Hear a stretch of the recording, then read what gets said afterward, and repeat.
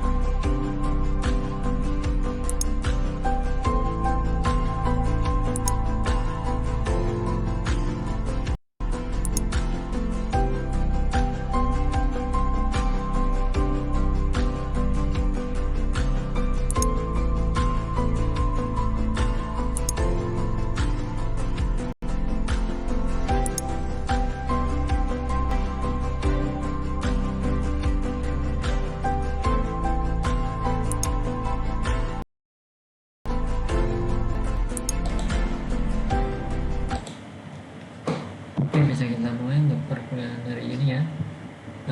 Untuk hari ini pertemuan ke-9 karena minggu kemarin itu kan hari tanggal merah ya.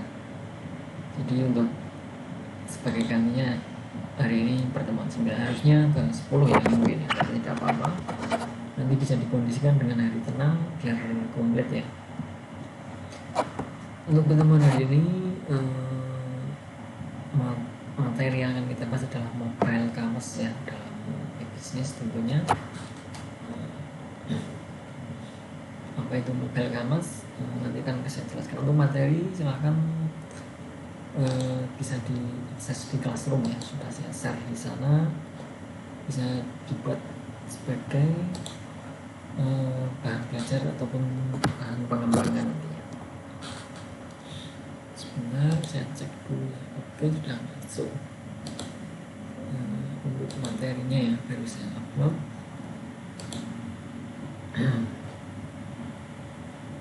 Sebentar, ini kok lambat sekali jaringannya.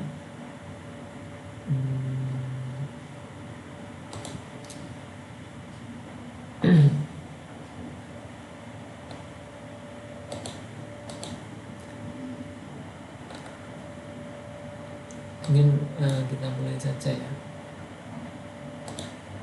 Untuk materi kita mobile commerce dalam e-business. Untuk pembahasan kali ini kita akan bahas mengenai pengertian dari MKS itu sendiri, dan terminologinya, atribut dari MKS, kemudian infrastruktur mobile computing, dan keamanan MKS itu sendiri ya, yang ada di dalam bisnis elektronik. Kita satu persatu akan membahas ya. Kita mulai dari pengertian dari MKS.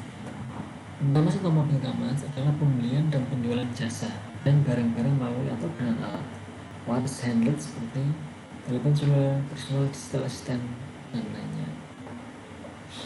Jadi mungkin tidak sedikit ya, semua mungkin sudah pernah berbelanja dengan menggunakan MKS.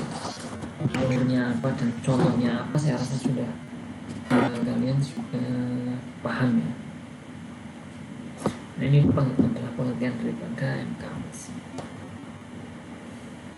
mobile ya. Nah, bedanya dengan e-commerce apa?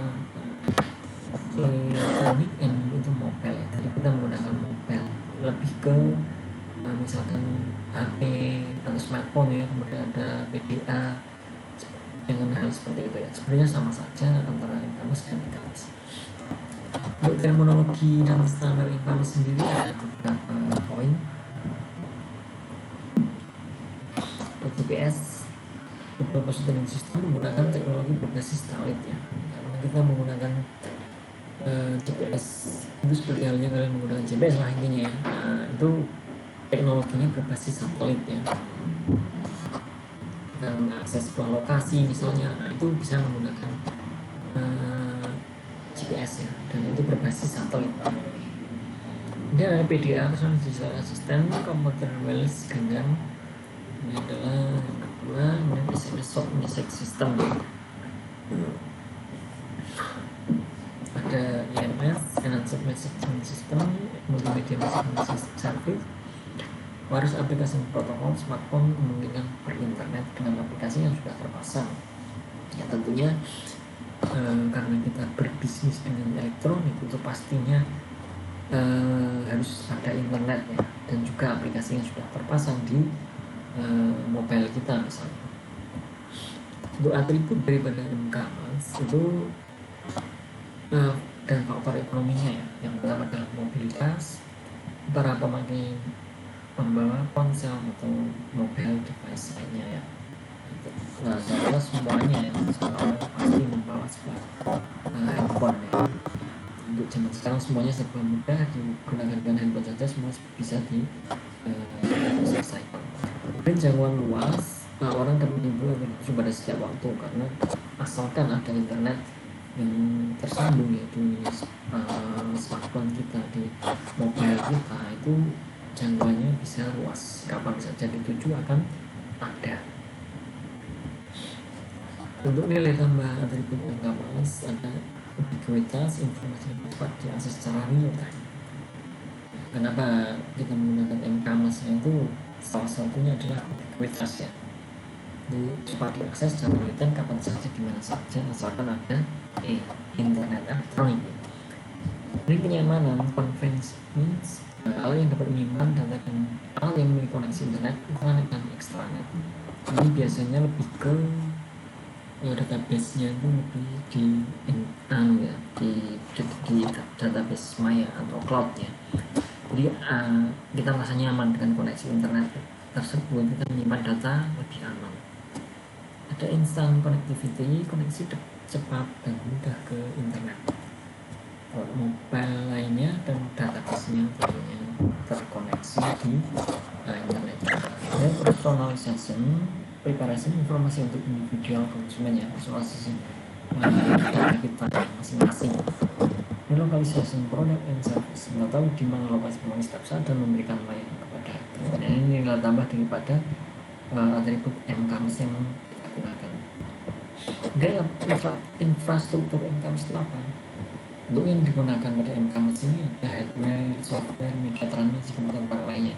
Misalkan sebagai hardware-nya adalah mobile kita, smartphone kita ya. Kemudian software-nya apa? MKMS yang paling kelola ataupun yang paling akses itu pastinya ada software-nya. Misalkan kita membuat bisnis elektronik MKMS sendiri dengan nanti kita sendiri misalkan, nah itu software-nya tentunya kita membuat software dulu. Untuk hardware-nya sudah jelas baik dia maupun mobile ya atau handphone. Dan ada media transmisinya tentunya ya untuk penyambungnya ya, internet misalkan. Kemudian perangkat lainnya misalkan kita membutuhkan sebuah perangkat lain untuk dalam hal misalkan printer dan lain sebagainya ya. Dalam hal ini kalau untuk online sebenarnya tidak terlalu ya. Yang perangkat yang dimaksud perangkat lain ini adalah hal-hal yang berkaitan dengan maya tadi. Itu adalah infrastruktur yang digunakan pada MKMS.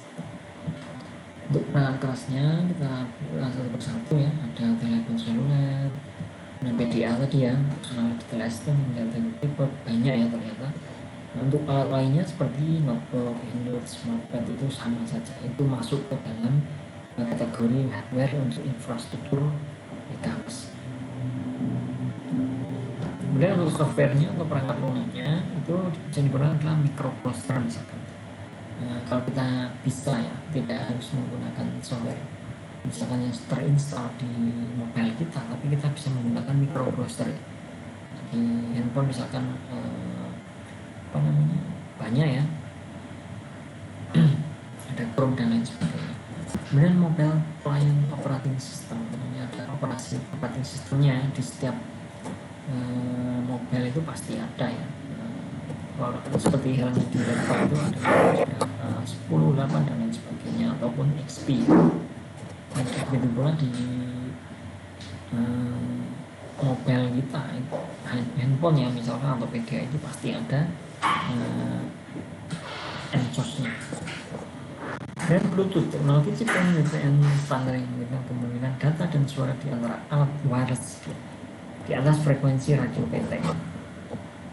Tampilan layar aplikasi mobile, kemudian backend aplikasi software, aplikasi middleware, kemudian ada wireless middleware.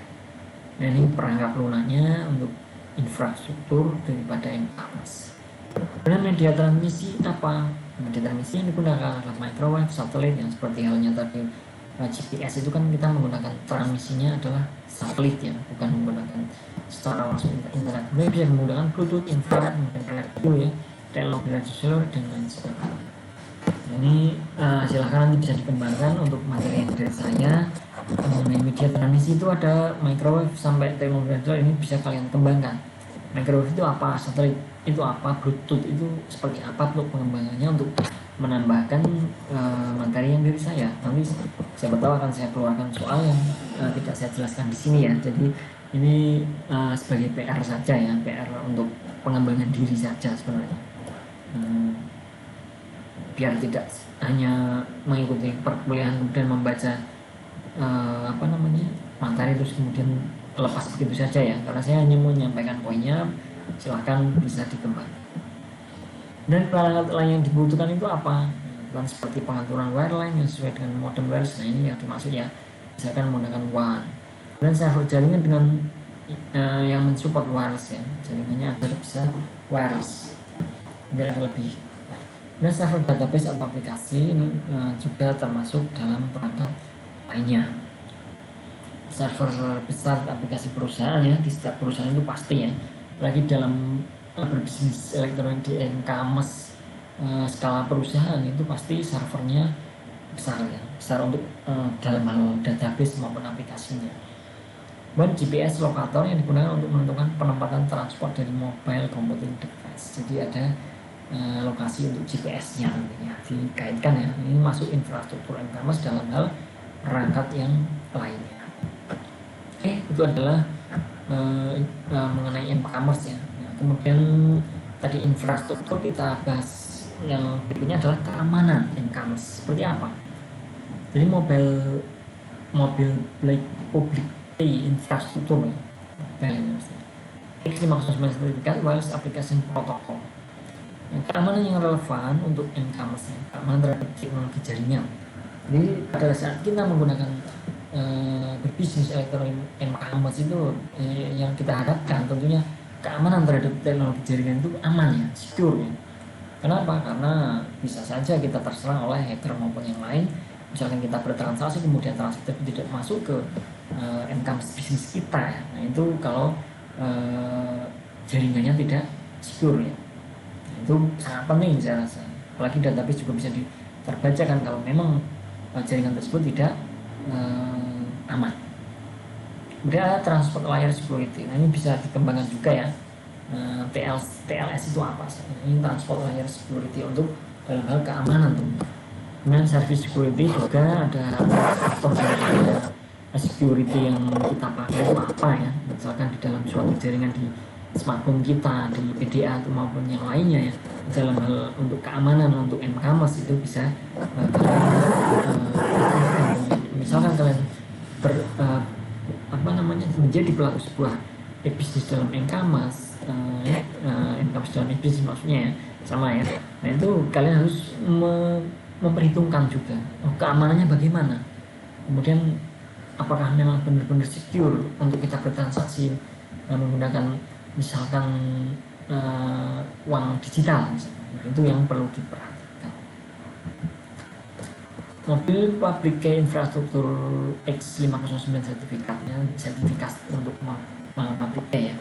Dan di dalam ilmu membaca sandi, X509 adalah suatu standar itu public key infrastruktur PKI X509 menetapkan di antara hal lain yaitu bentuk standar untuk public key sertifikat dan suatu sertifikat pengesahan algoritma certification path validation algoritma. Ini adalah untuk algoritma ya, alur daripada untuk keamanan di e-commerce itu sendiri. Wireless Application Protocol ini WAP ya, adalah suatu standar internasional terbuka open standar untuk aplikasi yang menggunakan komunikasi wireless. Jadi sifatnya open standar ya, boleh bisa kita akses.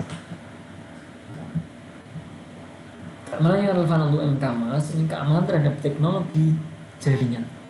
Ada GSN, Global System for Mobile Communication, kemudian UMTS, Universal Mobile Communication System, Red Wide Global Privacy, kemudian Bluetooth Transport Layer Security, ada SSL, STLS. Ini nanti kalian bisa cari ya, dikembangkan. Ini untuk biar kita lebih paham ya. Kalau kalian mencari sendiri, nanti akan ingat pada saat memberikan soal di ujian nanti ya. Saya baca semua itu panjang banyak, nanti malah tidak masuk. Kalau kalian mendownload materi yang dari saya, kemudian kalian mengembangkannya, kalian ingat SSL itu pas waktu itu saya cari di sumber itu seperti ini, pengertiannya dan penjabarannya itu akan lebih masuk ke dalam pikiran kalian. Seperti itu ya, tujuannya seperti itu. Bukan saya tidak menjelaskan terlalu detail, tidak. Itu untuk sebagai pengembangan, karena kita berkuliah secara online seperti ini sebenarnya walaupun kurang begitu efektif, maka dari itu kita harus menggunakan metode dalam hal metode seperti itu ya, misalkan dengan cara pengembangan diri melalui pengembangan materi dari saya itu sangat perlu sebenarnya. Dan ada service security, intelligent network parlay, usaha SMS USD SIM using ini antara keamanan teknologi jaringan transport, layer security dan service security silahkan nanti bisa dikembangkan juga. Oke, selesai ya. Ini saya rasa sangat singkat, tapi silahkan nanti bisa dikembangkan ya. Dari pembahasan kita ada pengertiannya NCAMS itu sendiri apa, terminologinya itu seperti apa. Apabila kalian mau menjadi sebuah bisnis NCAMS itu harus mengerti antara hal-hal poin-poin tersebut ya. Atribut NCAMS itu seperti apa, bagaimana infrastruktur mobile computingnya yang kita pakai itu seperti apa, harus bagaimana, kemudian keamanan NCAMS juga sangat diperhitungkan ya, harus seperti apa agar secure itu seperti apa, seperti itu ya. Ini nanti materinya memang agak sedikit, nanti silahkan dikembangkan agar kalian bisa ingat untuk apa yang harus apa yang sudah saya jelaskan dan yang belum saya jelaskan terlalu detail itu akan kalian kembangkan sendiri, akan menjadi ingat pada saat nanti saya berikan ujian seperti itu. Oke, seperti itu saja ya untuk hari ini. Terima kasih untuk teman-teman semua yang sudah ada dalam perkuliahan hari ini. Semoga apa yang saya sampaikan bisa dimengerti, dipahami, dan bisa dipraktikkan misalkan kalian sebagai pelaku bisnis di NCAMS. Untuk misalkan ada pertanyaan silahkan dipertanyakan di kolom komentar YouTube ataupun cari ke saya kalau memang sangat perlu dipertanyakan ya. Oke, seperti itu saja yang bisa saya sampaikan ya. Terima kasih untuk teman-teman semua. Saya akhiri untuk pertemuan ini. Wassalamualaikum warahmatullahi wabarakatuh. Salam sejahtera untuk kita semua. Selamat beraktivitas kembali. Terima kasih.